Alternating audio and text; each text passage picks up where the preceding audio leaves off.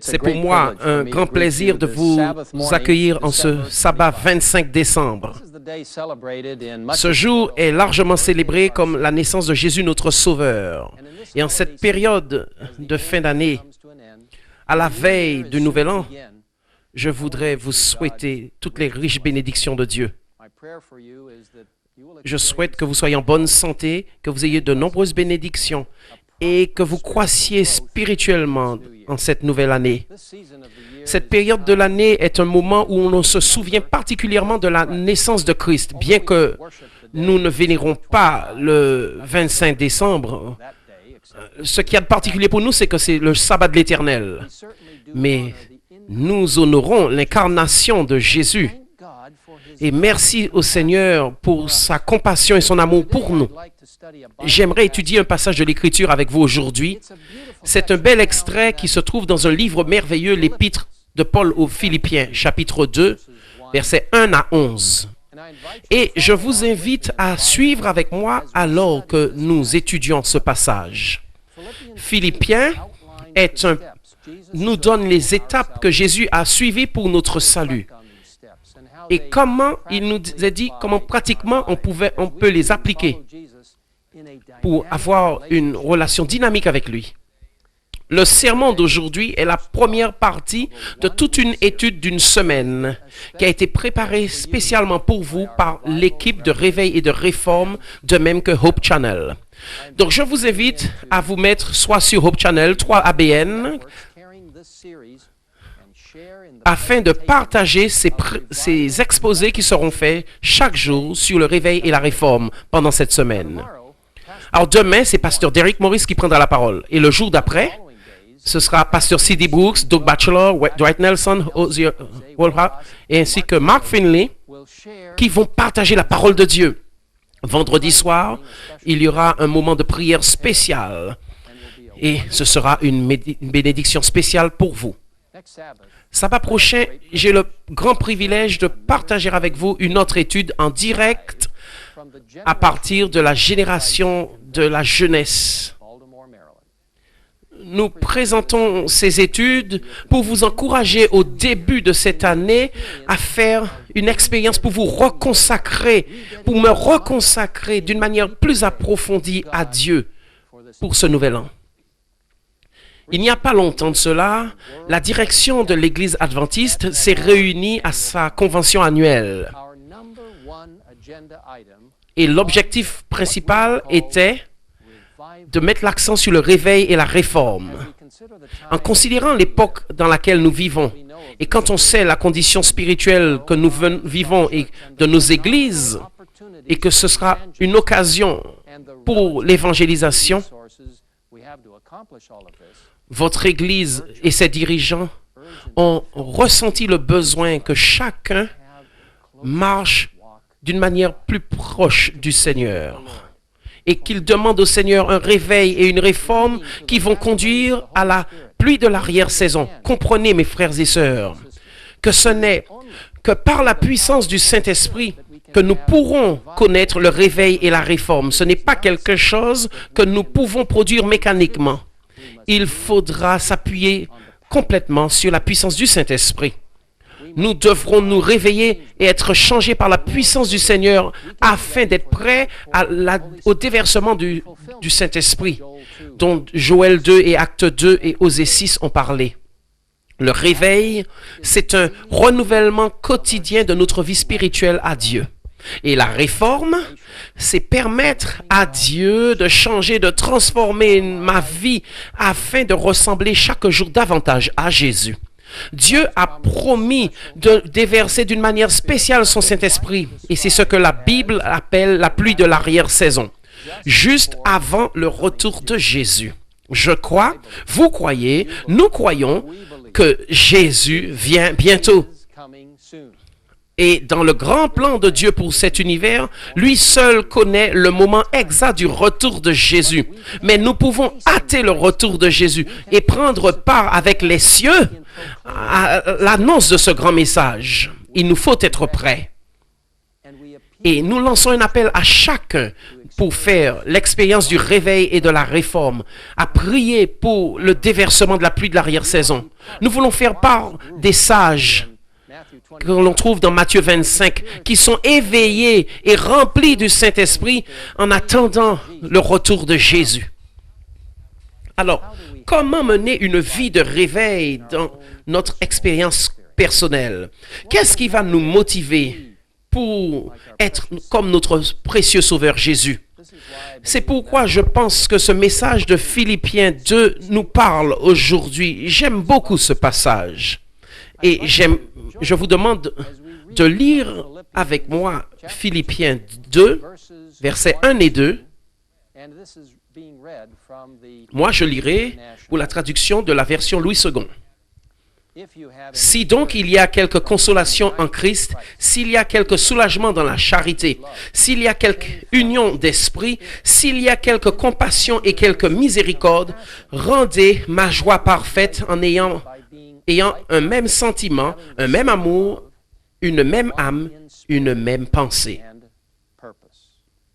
Vous voyez ici, l'apôtre Paul dit que si vous avez éprouvé dans votre cœur la joie d'être unis avec Jésus, si vous avez été consolé, encouragé par cela, si vous avez ressenti, vous avez fraternisé avec les autres, tous ceux qui aiment Jésus et qui cherchent à garder tous ses commandements et à se préparer à son retour, alors Paul nous demande d'entretenir une relation plus profonde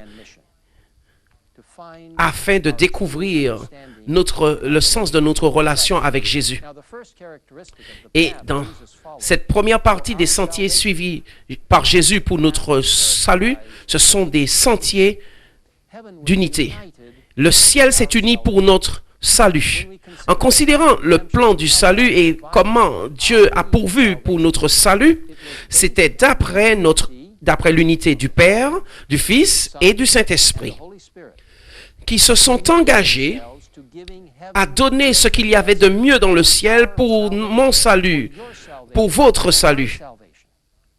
Jean 3, verset 16, un texte très connu le dit ainsi, « Car Dieu a tant aimé le monde qu'il a donné son Fils unique. »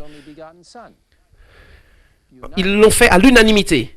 Les anges, les chérubins, les séraphins se sont unis avec Dieu le Père, Dieu le Fils et Dieu le Saint-Esprit pour apporter le salut à cette planète qui était dans la rébellion.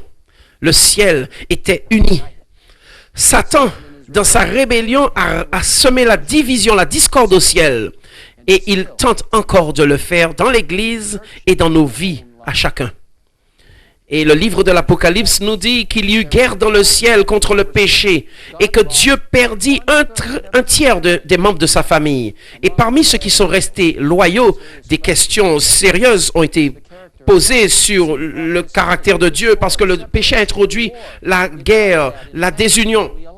C'est la même chose qui se produit dans les foyers et dans nos vies. Ne permettez pas au diable de vous tenter dans la discorde et dans la désunion. Gardez les yeux fixés sur Jésus. Et ainsi, nous aurons un objectif. Il y a eu dans le ciel un seul objectif pour que les hommes et les femmes, les garçons et les filles soient sauvés et soient membres de la grande famille de Dieu. Peu importe l'appartenance ethnique, la langue, la culture, la nationalité, c'était une famille unie en Jésus-Christ. Et cette unité c'était réalisé il y a 2000 ans à la venue de Jésus. Aujourd'hui, vous et moi suivons les pas par lesquels Jésus a marché, sur lesquels il a marché. Nous devons nous engager à cette même unité. Si nous voulons faire partie des rachetés, nous aussi devons être unis. De par le monde, il y a plusieurs forces qui essayent de déchirer le peuple de Dieu et de détruire l'unité du peuple de Dieu. Aujourd'hui, je me fais l'écho de cette parole de la Bible parmi les saints de Dieu à travers le monde. Adventistes du 7e jour. Les adventistes ne sont pas seulement liés par des institutions, des politiques ecclésiales ou encore par des rencontres.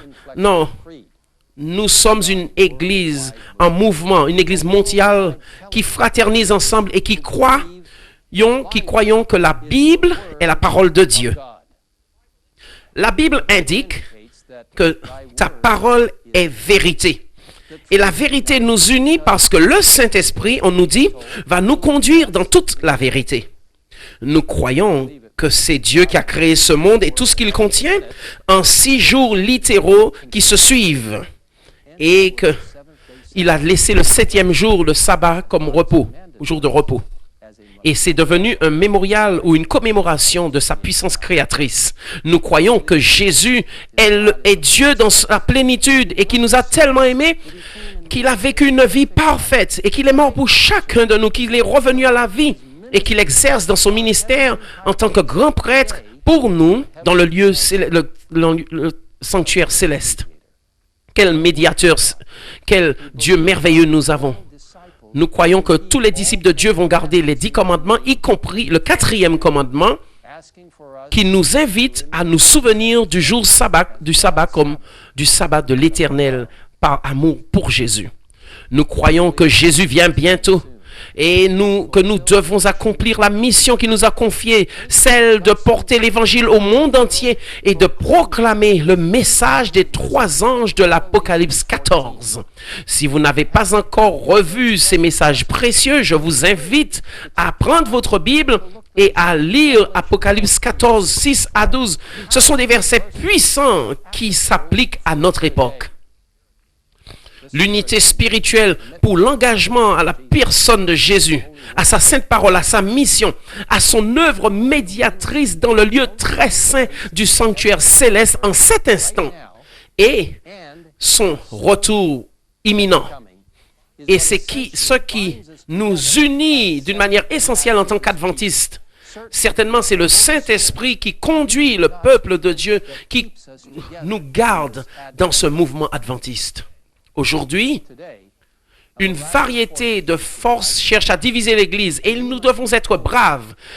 Et notre intention doit être de maintenir et de construire à l'unité de l'Église. Jésus nous a avertis sur les causes de ces divisions. Les soucis de ce monde, par exemple. Qu'est-ce que c'est aujourd'hui? C'est la société de consommation, la laïcité, le sécularisme. Et l'intensité de la vie, on n'a plus de temps pour Dieu. Je vous dis, trouvez du temps le matin ou à n'importe quel moment pour passer du temps avec Jésus. Ayez une pensée pendant un moment pour étudier la parole de Dieu, à prier et à vous connecter avec le ciel.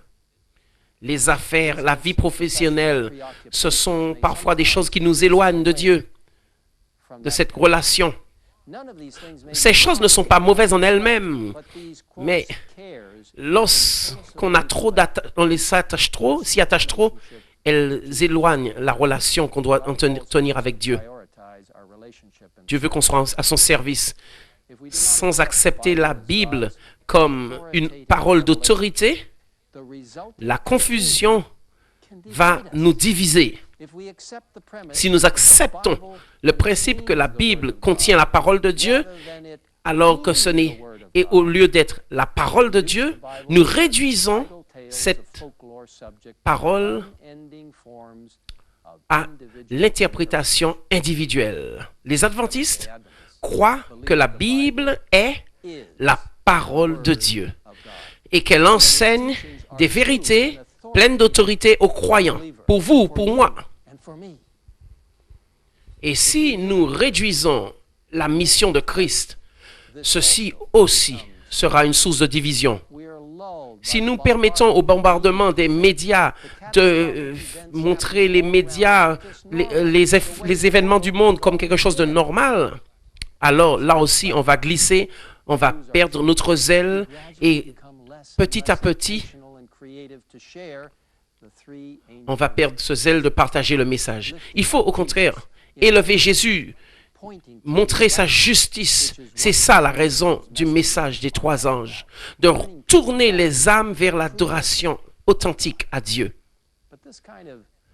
Mais ceci crée un état spirituel avec... Il y a quelque chose qui anesthésie dans ce monde, qui n'est pas voulu de Dieu. Et parfois, partout où nous tournons les yeux, nous voyons des signes du retour de Jésus. Et ils sont en train de se multiplier. Et ils nous crient que Jésus vient bientôt. Et nous établissons l'unité alors que nous accomplissons la mission de Christ. Dans la plume de Paul, sous sa plume, si vous avez lu dans Acte 2, je vous appelle à être unis. Dans Éphésiens 2. Alors, si vous êtes dans le réconfort par son amour, soyez dans une profonde unité avec lui. Le Saint-Esprit vous a parlé dans votre cœur d'amour, de compassion. Et il nous invite à avoir les mêmes sentiments qui étaient en Jésus-Christ. Un objectif unique.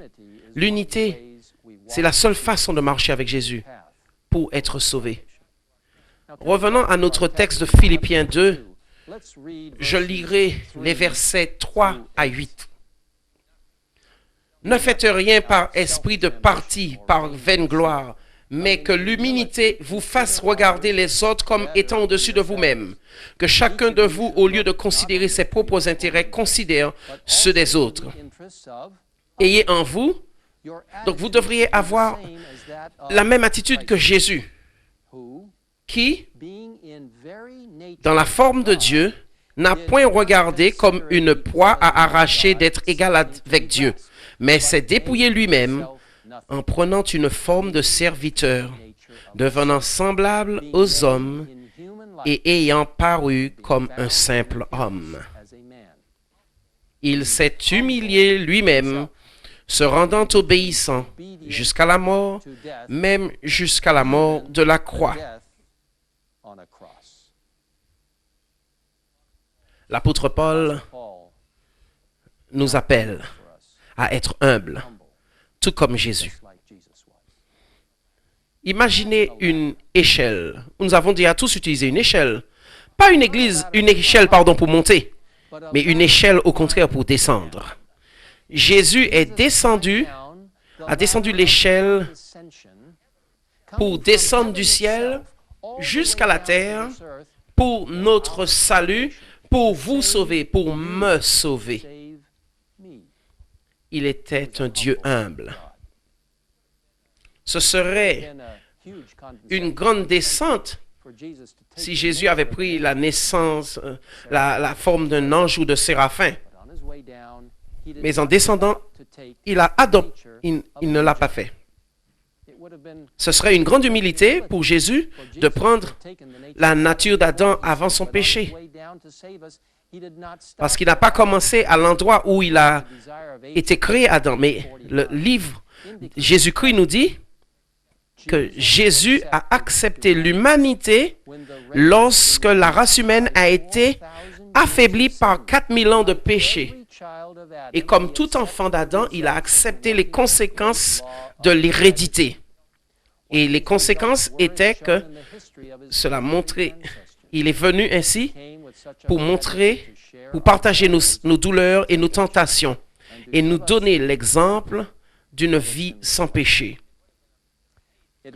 Ce serait quelque chose de surprenant, de merveilleux, s'il était venu comme un roi ou quelqu'un de talentueux. Non, quand Jésus est venu, il est venu comme pauvre parmi les pauvres, dans une étable à Bethléem. Il était dans les bras d'une petite paysanne, accueilli par des bergers, pour vivre une vie du premier siècle, dans le premier siècle. Croyez-le ou non, Jésus ne s'est pas arrêté là. Il a voulu mettre de côté son unité avec le ciel, la Trinité, pour nous sauver. Son souhait était de nous sauver, de vous sauver, de me sauver. Je veux que ce soit très personnel. Jésus est venu nous sauver de manière individuelle. Il est venu de cette grande position qu'il occupait au ciel jusqu'à la terre. Et après toutes ces années de guérison et de vie parfaite, celui qui a pris la nature humaine a dit, maintenant mon heure est venue. Et là, il descendait chaque jour davantage de l'échelle de l'humilité. Et il s'est humilié comme un serviteur, un esclave.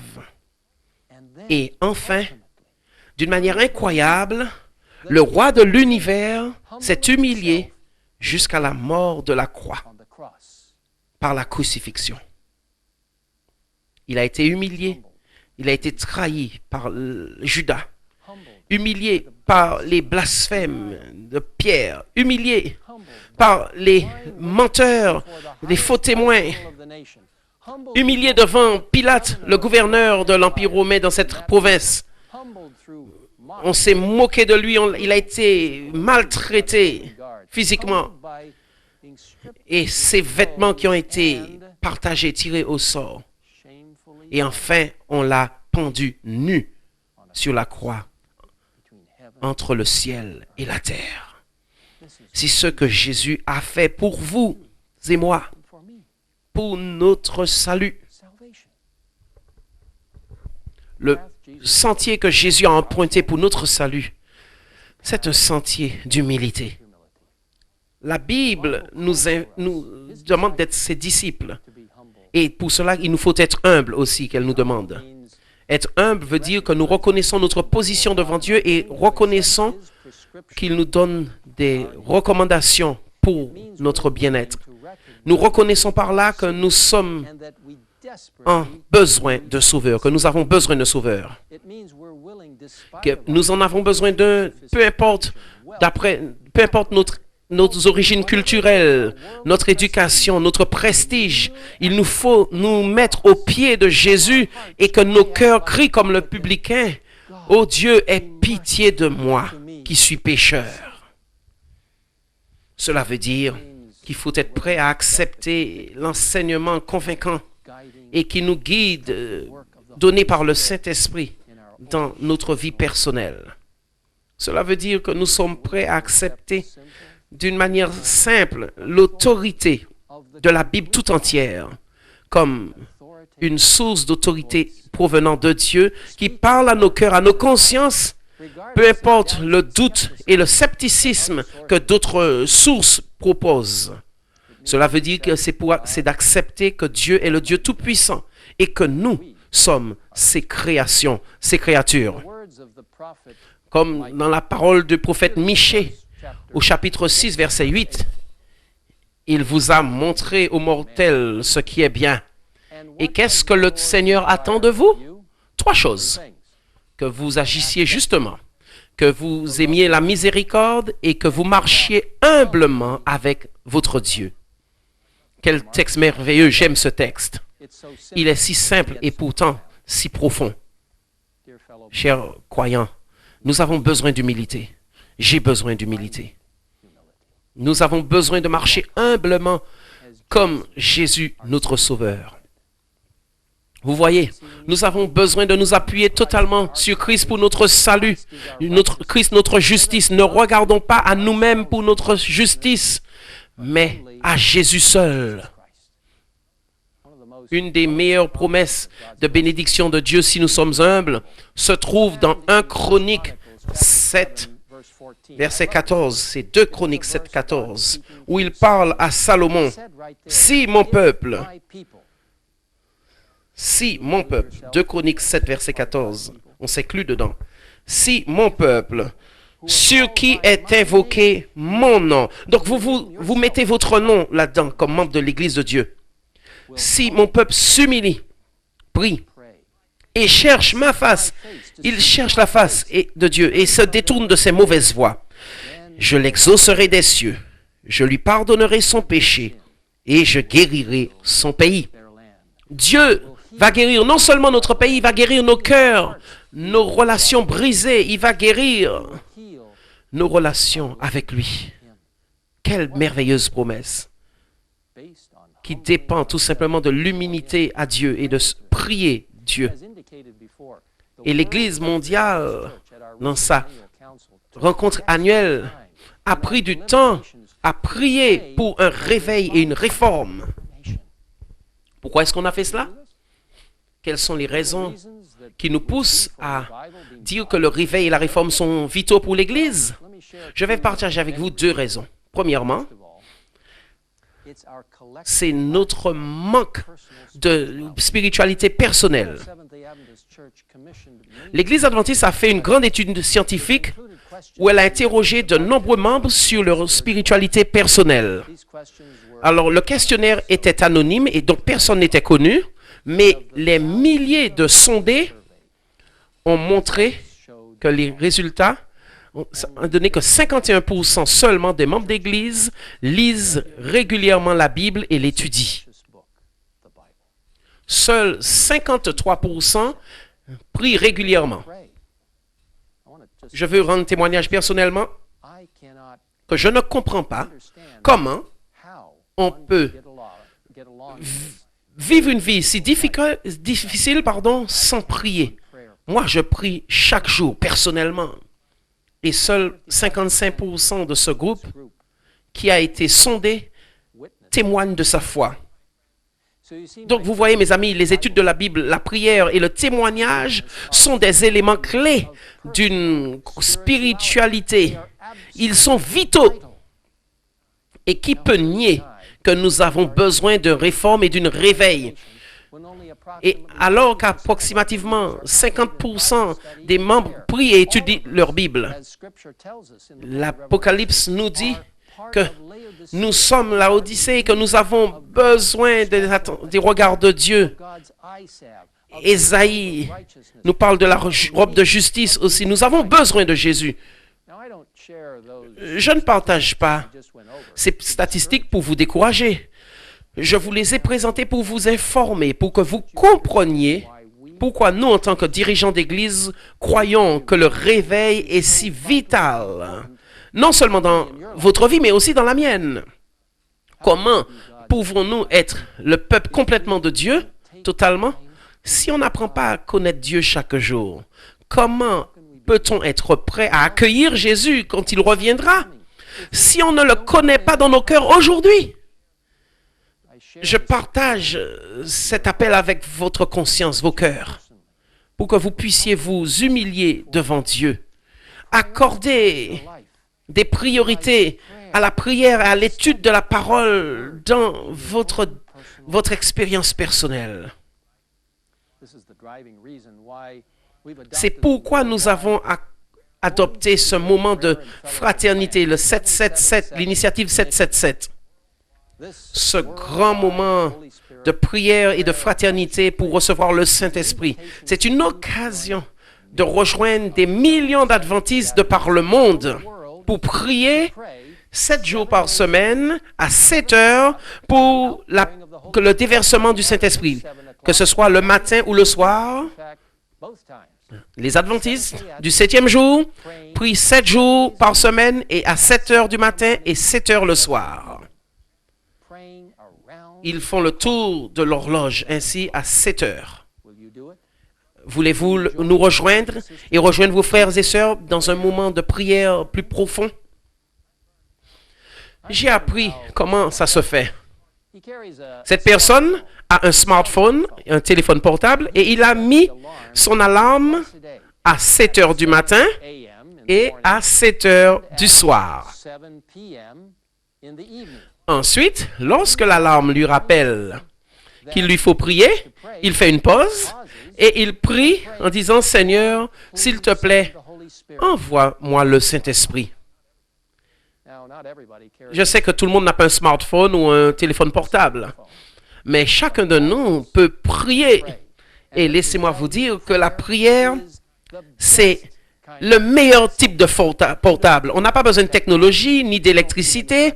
On a un accès direct au ciel. Servez-vous de la prière et rejoignez-nous pour nous humilier devant le Saint-Esprit et devant Dieu et demander le Saint-Esprit. Une raison pour laquelle vos dirigeants d'Église accordent tant de soutien à ce programme de réveil et de réforme, c'est parce qu'il y a des portes qui s'ouvrent merveilleusement pour que nous partagions le message des 3 anges au monde. Nous voyons de telles promesses comme jamais auparavant se réaliser. Et nous savons que nos moyens sont tellement réduits, si bien que ça nous fait demander au Saint-Esprit de déverser sa puissance pour que le peuple profite de ces grandes occasions. Je vais partager avec vous 3 exemples de ces occasions de témoigner et de proclamer le message de Dieu qui se développe. Premièrement, la Radio Adventiste mondiale a pour mission de toucher les âmes dans leur langue native. Ces radiodiffusions atteignent des auditeurs où il est difficile à des missionnaires d'aller physiquement. Et il est dit que dans un pays qui est déchiré, dont je ne vais pas nommer le nom, eh bien, nous émettons dans ce pays et dans la langue du pays, et notre émission est l'une des radios qui diffuse les nouvelles qui est plus connue que l'une des radios à diffuser les nouvelles. Un autre fait. En 4 mois de AWR, des services de podcast, il y a une grande vague de réponses en arabe, en indonésien et même dans d'autres langues. Il y a de nouvelles sorties d'émissions dans ces langues. Imaginez cela, on sème l'Évangile pour des gens qui ont faim. Imaginez ce que ça peut représenter pour eux. Saviez-vous que dans le royaume hindou du Népal, que AWR est diffusé dans 15 des plus grandes villes du pays et en népalais? Il y a quelques années c'était impensable. Et c'est Dieu qui ouvre des portes merveilleuses. Deuxièmement, une illustration des nouvelles occasions qui sont surprenantes. C'est l'œuvre d'évangélisation par le biais du système adventiste d'éducation. Dr. Lisa Betzley, qui est chargée de l'éducation au niveau mondial de l'Église, nous rapporte que 1,7 million d'étudiants dans environ 8000 écoles ont reçu une éducation d'après les principes adventistes. Et parmi, il y a 12 au moins qui sont des universités, des écoles de chirurgie dentaire. Et nous louons le Seigneur qu'alors que l'évangélisation se développe, que les besoins en éducation adventiste sont en train d'exploser aussi. Quelle occasion d'offrir cette éducation adventiste à des millions de personnes. Et chaque année, il y a des milliers qui se baptisent chaque année dans ces écoles. Donc, je suis reconnaissant pour toutes les initiatives qui viennent de l'Église afin d'aider à construire de nouveaux bâtiments et de nouvelles églises. Cette organisation qui s'appelle ASI et Maranatha, ces organisations se sont unies pour construire des milliers de bâtiments. Et je voudrais remercier ASI et Maranatha pour le travail merveilleux qu'ils accomplissent, de même que d'autres organisations pour ce travail.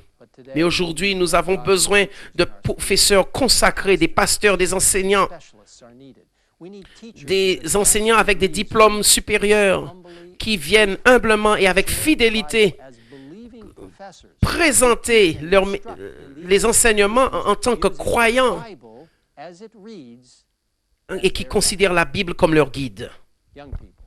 Jeunes gens, nous voulons que vous consacriez vos vies à servir Dieu afin qu'il fasse avancer son œuvre. Quelle grande occasion c'est pour l'évangélisation. Et troisièmement, il y a quelques jours de cela, le 15 décembre, Hope Channel, qui émet pour l'Église mondiale, a commencé à émettre aussi sur la région d'Afrique du Nord et du Moyen-Orient. Au Moyen-Orient, en Asie centrale, Hope Channel va véhiculer le message des 3 anges à temps plein en 3 langues, en arabe, en turc et en farsi. Que Dieu soit loué. Un tel développement, c'est quelque chose dont nos pionniers auraient rêvé. J'ai été élevé en Égypte. J'ai grandi là, dans un pays merveilleux. J'ai eu l'occasion de passer les 8 premières années dans ce beau pays qu'est l'Égypte. Mon père était le dirigeant de l'Église adventiste d'Égypte pendant plusieurs années. Et je sais que les nombreux défis que l'on rencontre à partager l'Évangile dans cette région. Aujourd'hui, nous pouvons, grâce à Hope Channel, proposer le message de Jésus des 3 anges. Et ça, c'est merveilleux.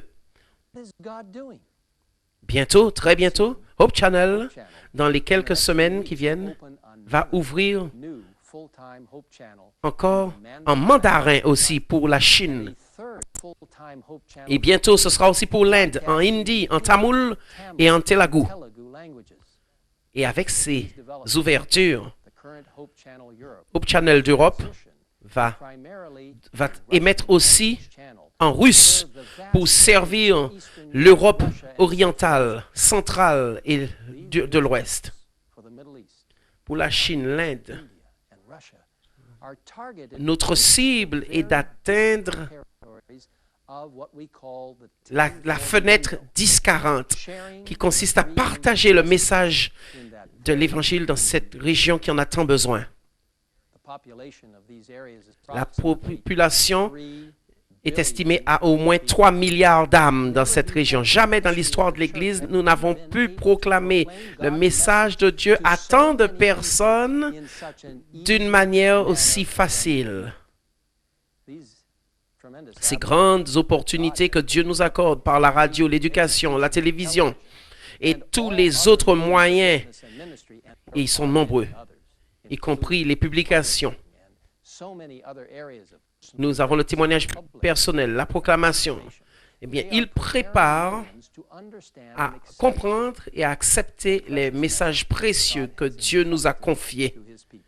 Ceux d'exalter Christ et sa justice, les messages des 3 anges, et préparer le peuple à la fin des temps au retour de Jésus. Qu'est-ce que Dieu fait? Pourquoi ces choses surviennent-elles maintenant? Pourquoi est-ce que la technologie s'ouvre à nous et nous permet d'atteindre des millions dans différents pays? Pourquoi est-ce que Dieu permet cela? C'est parce que cette période de l'histoire de la terre est sans pareil pour les occasions de l'Église. Et plus je vois ces occasions, plus je me rends compte que ce qu'il nous faut, ce n'est rien par rapport à l'ouverture de l'Évangile dans un avenir proche. Ce grand mouvement adventiste qui verra le déversement du Saint-Esprit, de la pluie de l'arrière-saison. Et pour cela, il nous faut avoir la pluie de le Saint-Esprit pour bénéficier de toutes ces occasions pour notre mission. Mes chers croyants, que Dieu soit loué pour vos prières fidèles, pour votre soutien financier, votre témoignage fidèle. Dieu bénit son Église par sa fidélité, votre fidélité et votre libéralité en retournant les dîmes et les offrandes. Et mes amis, en proportion aux besoins et aux ouvertures que Dieu, nous sommes à court de...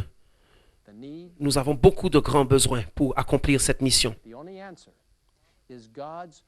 La seule réponse, c'est l'intervention divine de Dieu dans nos cœurs qui va nous préparer à apporter ces réponses. Les besoins nous dépassent. Pouvez-vous comprendre maintenant pourquoi nous ressentons un tel besoin pour la prière, le réveil et la réforme? Le besoin de la mission dépasse les moyens humains. Seul Dieu peut combler ses besoins. Et je commence par moi-même à m'humilier devant Dieu pour cela. Je veux m'humilier humblement devant Dieu, mon Maître. Alors que nous nous tournons vers notre texte à nouveau de Philippiens 2, nous voyons une étape supplémentaire dans ce que Christ a fait pour notre salut. Nous lisons Philippiens 2, versets 9 à 11.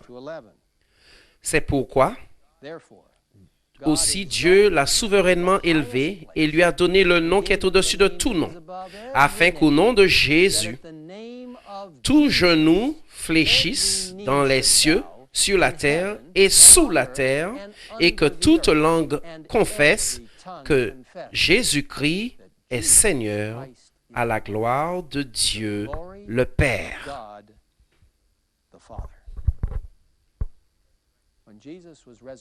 À la résurrection de Jésus et lorsqu'il est monté au ciel, Dieu merci de ce qu'il ne soit pas remonté vaincu. Il est revenu vainqueur. Les portes du ciel se sont ouvertes grand. Oh, on l'a accueilli avec beaucoup de joie. Les anges qui avaient veillé sur lui se sont rassemblés avec joie autour de lui. Jésus était vainqueur. Gloire à Dieu qui soit vainqueur. Il était venu et il a rencontré Satan sur le territoire. Et il l'a vaincu par la même puissance qui est à notre disposition à tous. Jésus a vaincu Satan. Il a vécu une vie pure. Et il est mort. Et maintenant, en tant que roi des rois et seigneur des seigneurs, ressuscité, il est entré par les portes de la Nouvelle Jérusalem, sur les rues pavées d'or, et par le Père, il a reçu l'assurance que son humilité et son sacrifice, sa vie parfaite, pour l'humanité, étaient suffisants et acceptables.